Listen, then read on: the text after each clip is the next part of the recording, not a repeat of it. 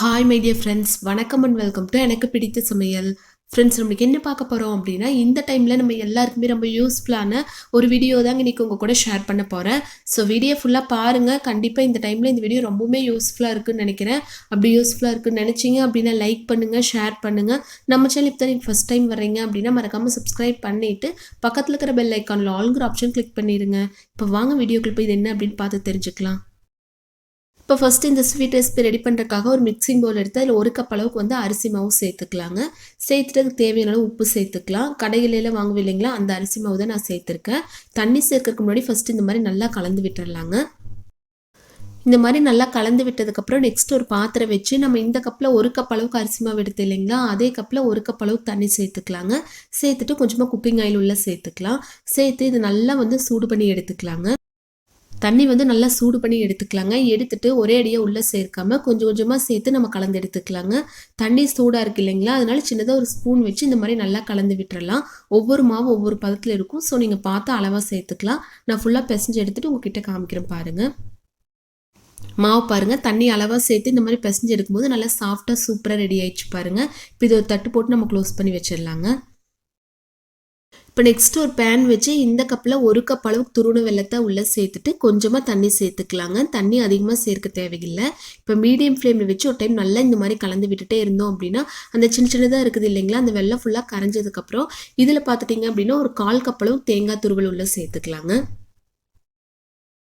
அதையும் சேர்த்துட்டு ஒரு டைம் நல்லா கலந்து விட்டுறலாங்க. ஹை ஃப்ளேமில் வச்சிங்க அப்படின்னா டக்குன்னு வந்து ரொம்ப கெட்டியான மாதிரி ஆயிரும். ஸோ லோ ஃப்ளேம்லேயும் மீடியம் ஃப்ளேம்லேயும் வச்சு ஒரு டைம் நல்லா கலந்து விட்டதுக்கப்புறம் நல்லா வாசனையாக இருக்கிறதுக்காக கொஞ்சமாக ஏலக்காய் பவுடர் சேர்த்துக்கலாங்க. அதையும் சேர்த்துட்டு ஒரு டைம் நல்லா இந்த மாதிரி கலந்து விட்டுடலாம்.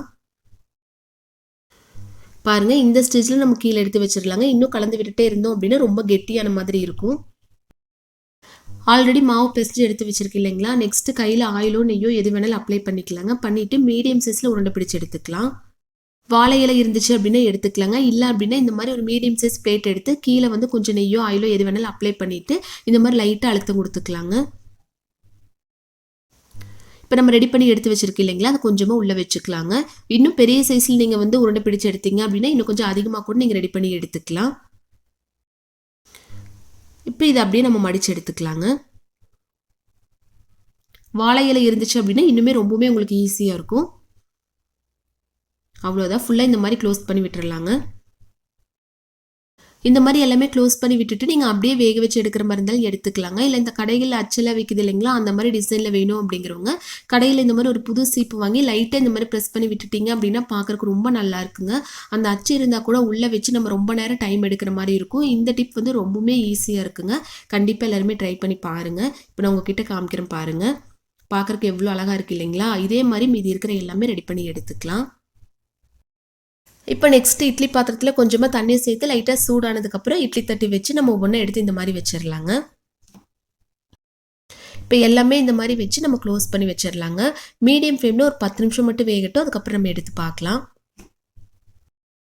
இப்போ கரெக்டாக 10 நிமிஷம் ஆச்சுங்க. நம்ம ஓப்பன் பண்ணி பார்க்கலாம். அவ்வளோதான் பாருங்கள், சூப்பராக நம்ம கொழுக்கட்டை ரெடி ஆயிடுச்சு.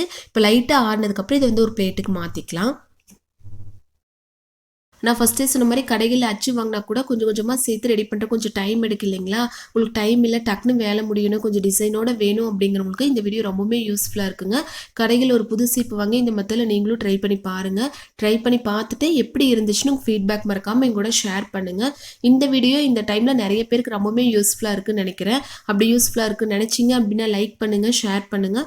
நம்ம சேனலுக்கு தான் நீங்கள் ஃபஸ்ட் டைம் வர்றீங்க அப்படின்னா சப்ஸ்கிரைப் பண்ணிடுங்க. தேங்க்யூ ஃப்ரெண்ட்ஸ், பாய்.